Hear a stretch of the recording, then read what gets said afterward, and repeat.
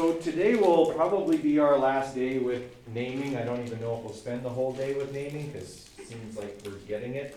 But we will be moving forward towards the properties of ionic and molecular compounds, which is what our lab next week is going to be about. Okay? In our lab, we are going to be, you're going to get about a dozen unknown compounds in beakers at the front of the lab. Okay? And they'll be labeled like A through K, or J, whatever the 12 letters. Okay? So you'll get these ones and they'll just be labeled with a letter. And you'll have a list of possible identities. And what you're going to have to do is, based on the physical properties of each one of those, and the physical properties will be things like their appearance, color, okay, odor, texture, state, okay, all that kind of stuff, solubility, pH, that kind of stuff. Based on their physical properties, which you'll run tests on in order to acquire, you'll have to identify each one. Okay, so you know, if let's say A was a colorless, odorless liquid that didn't conduct electricity, you would probably say that it would be distilled water. Okay, because those would be the, sorry, and it has a pH of 7. Okay, what you would probably say, oh, that seems like distilled water. Water's neutral, it's a molecular compound, so it wouldn't conduct electricity, it's also a transparent like liquid at room temperature, so all these things fit. That's kind of what you'd be doing. We're going to go over more properties and things like that, so that you know you're not just looking at a bunch of different colored powders in front of you and going, I have no idea. But that's what we'll be talking about here over the next few days to kind of set you up for that. Okay, so it still ties into the ionic and molecular stuff that we've been talking about, but we're not going to be focused on naming nearly as much. More on here's what the properties of an ionic compound are like if it has this in it or if it has this in it. Okay, does that sort of make sense? Okay, we're also going to spend probably close to a class period looking at what lab report expectations are going to look like for you, okay, in grade 10 and going forward. All right, so we'll kind of look at how you set up a lab report, what parts it needs to have, what the level of detail expectations are going to be, okay, those kinds of things, because you're going to hand in quite a few of those this year. Okay, we're going to do labs and you're going to do the lab reports. Those will be, you know, mostly homework, right? We'll get some class time to do like the pre-lab stuff, but obviously the analysis and things like that, you'll likely have to do at home, okay? But at least then you'll have the expectations for what is expected of you on those, okay? So that'll be kind of how we're gonna spend the week, and then I'm hoping that Thursday, Friday, we'll be working on the pre-lab stuff for our first lab, okay? Because it's your first lab, we get quite a bit more class time to work on it, and because it's your first high school lab, and you'll have questions and things like that, okay?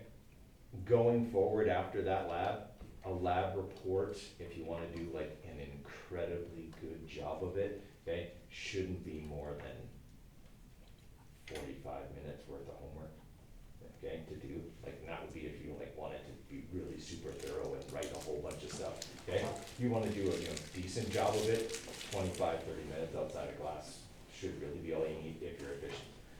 Okay, if you're trying to multitask and watching your favorite TV show while texting your friend and putting stuff on Instagram and doing your homework, it'll probably take you a lot longer.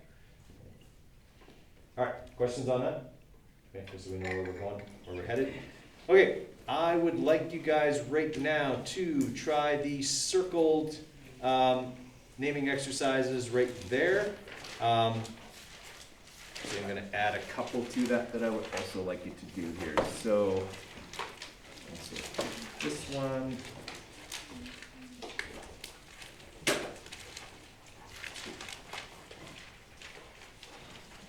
Yeah. So 1, 2, 3, 4, 7, 9, and 11, please. I would like those ones here. I'll give you a few minutes and then we'll walk through those. All right, let's have a look at these ones here. So for our first one there, do we have an ionic compound or molecular compound? Molecular. It's molecular. They're both non-metals. Okay, do I need a prefix on nitrogen? Yes. What is it? Di. Okay. Okay, do I need a prefix on chlorine? Yes. Okay, which one? Tri. All right, our second one.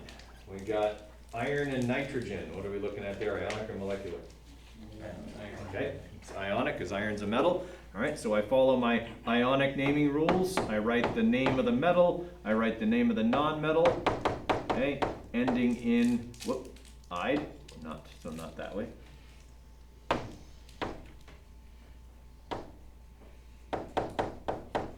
All right, and then I have to figure out which Roman numeral, because iron has more than one possible charge. Okay, nitrogen's always a -3. There's one nitrogen, there's one iron, so they must have same charge. Okay, so that would make iron a 3 positive, so Roman numeral 3 goes in there. Okay, now you may have noticed, and it might be annoying you, that each time I go through one of these, I actually verbalize each and every step that I've taught you for naming. Okay, now there's 2 reasons for that. First, I still need to do that, okay, in order for me to do it right. Okay, but secondly, I also want you to hear it each time. Okay, I want you to have that reinforced. Okay, I know that probably most of you are just like, I know how to do this clear, I can just snap my fingers and they're done. Okay, and that's fine, that's great. Okay, but if it's something you're struggling with, it's always good to verbalize those steps, or at least in your head. Okay, talk yourself through those steps each and every time. Okay, and the reason that is that, guys, this is crucial. Okay, this is your fundamental skill for chemistry. You can't get reactions written and balanced correctly if you can't write the names or the formulas for chemical compounds. Okay, so this is that fundamental skill. So if it is something you're struggling with, there's no shame in that. Okay, if you are struggling with it, come in and see me, okay, and get some help. Right, I have no life, and I'm always here. So okay, come in and say hi and get some help. All right, number 3, I got calcium and I've got sulfate. Ionic or molecular? Ionic. Ionic, okay. So I follow my ionic naming rules, write the name of the metal, and write the name of the non-metal. In this case, it's a polyatomic ion, so I don't change the ending, right? Calcium sulfate. And number 4, ionic or molecular? Okay, and so for that one, again, follow the rules. I write the name of the metal, I write the name of the non-metal, ending in I. Do I need Roman numerals? No, beryllium only has one possible charge. Okay, that is not true for cobalt. For cobalt, yeah. For number 7, I am going to need Roman numerals in that ionic compound. So I'll write the name of the metal, cobalt, okay, and it's with nitrate, polyatomic ion, so I don't change the ending. And now to find that charge. Nitrate is a -1 charge. How many nitrates are there? 2. Okay, so I've got 2 negative charges, and I only have 1 cobalt to get the 2 positive charges from, so this is cobalt 2 nitrate. All right, number 9, ionic or molecular? Molecular. It's molecular. Those are both non-metals. Do I need a prefix on phosphorus? No. So I write the first one with its name unchanged, and do I need a prefix on oxygen? Yes. Which one? Try. Okay, and I change its ending to I. All right, now I added number 11. Okay, because it is kind of, I think, yes, okay, kind of the granddaddy of all naming things. It basically requires you to remember every single exception and rule for an ionic compound. Okay, so if I'm looking at this, okay, MOO3, what does MO stand for? Molybdenum.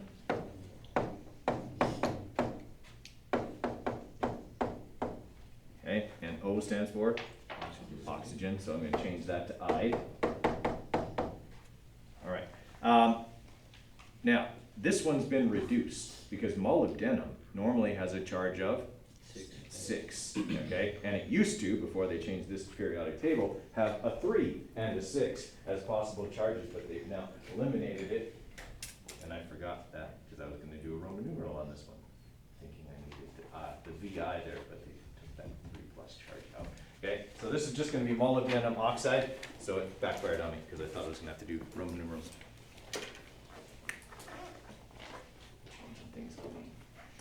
Okay, questions on any of those? All right, then.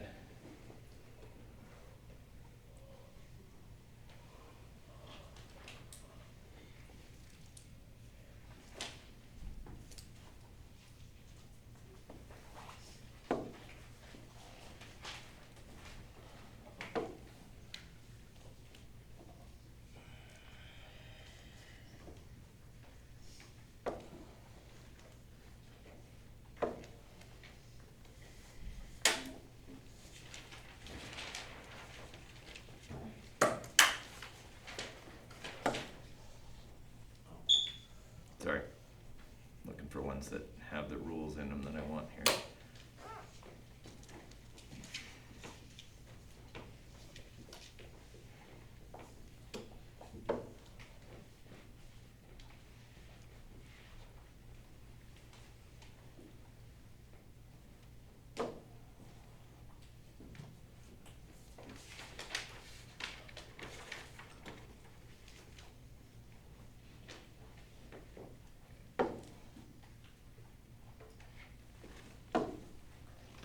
Okay, circle ones, give those ones a try. Okay, let's have a look at some of these here. So for that first one there, where I've got zinc chromate, is that ionic or molecular? It's ionic, zinc's a metal. Okay, so I follow my rules for ionic compounds. I write the symbol for the metal and its charge, and the symbol for the non-metal, which is in this case a polyatomic ion, so CrO4, right. And it's a 2 minus. Okay, if I drop and swap, I get 2 and 2. Do I even need to drop and swap? No. No, the 2 plus and the 2 minus already balance out to 0, so the formula for zinc chromate is just Zn, okay, CrO4. All right, for number 51, we have a Roman numeral in that one. Okay, ionic or molecular? Ionic. Will you ever find Roman numerals in a molecular compound? No. No.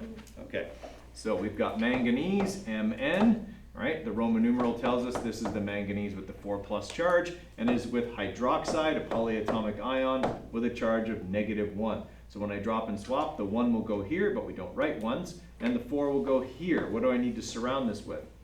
Right, 4 go inside or outside? Outside. Right. Okay, so we would have MnOH4. Okay, 52, ionic or molecular? Molecular. Yeah, we wouldn't have prefixes in if it wasn't, right? So those are always a dead giveaway. All right, so phosphorus, di means how many? 2. Okay, hexa means how many? 6. Do I reduce that? Yep. No. It's molecular. I don't reduce it. The prefixes tell me there's that many, that's how many there is. Okay, I only reduce ionic compounds. All right, tungsten oxide. So tungsten is one of the ancient elements, and thus its symbol comes from its Latin name, Wolfram. Yeah, so it's big W. Okay, and it has a charge of +6, I believe. Yeah. Yeah. Okay, and it's with oxygen, O, which is a -2. All right, so we're looking at an ionic compound here, and when I drop and swap, I'm going to get 2 and 6. What do I need to do? Reduce. Down to 1 and 3. Okay, but we don't write, I almost wrote a 1 in there. Okay, but we don't write 1. Okay.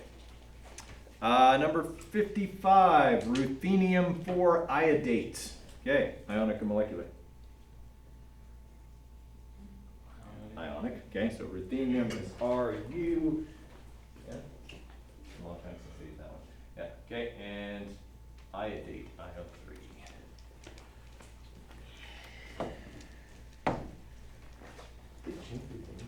They did. That's another one that used to have 2 charges on the periodic table. Well, according to our periodic table, we don't need that, do we? 3 plus with iodate, IO3, which is a -1, right? Yeah. Okay, so when I drop and swap, RuIO3, 3. Nickel 2 selenide, ionic, so nickel with the 2 plus charge, selenide with -2 charge. Okay, do I need to drop and swap? Nope. Or I can, and then reduce down to 1 and 1. And then lastly, we got mercury 2 sulfide. Okay, mercury is another one that uses its Latin name, hydrogentium or something like that. And we've got it with sulfur. Okay, this is a 2 plus, sulfur is a 2 minus, HGS. Okay, Everybody all right with that? All right. Suggestion here, I talked about this a little bit the first day, but you probably heard a lot of stuff the first day. So I'm just gonna remind you of something. The notes package that you have is a Google Doc, okay? You can edit it, you can put into that file whatever you want, even from your phone. I would suggest that anytime we do examples, if it's something especially that was maybe challenging for you, or when we get to physics, it's like a big long problem with lots of steps, I would snap a picture of what's on the board with your phone and put that picture into the notes where we did that example. Okay, so that you always have those examples, or take a picture of maybe what's on your paper or whatever, just so that in case you lose your paper, you have that. Okay, or if you just wanted to follow along and you didn't write it down and now you're too far behind to get it, okay, that's a quick way to have it, right? But it's always a good idea if there's something I add, that you add it. Okay, lots of times I'll say, hey guys, this isn't in your notes, please add it to your notes, add it, okay, put it in there. But it's not a bad idea to do that. I have no problem with you taking pictures, just ask me to step aside, okay? And I'll get out of the way and take pictures of what's on the board, okay?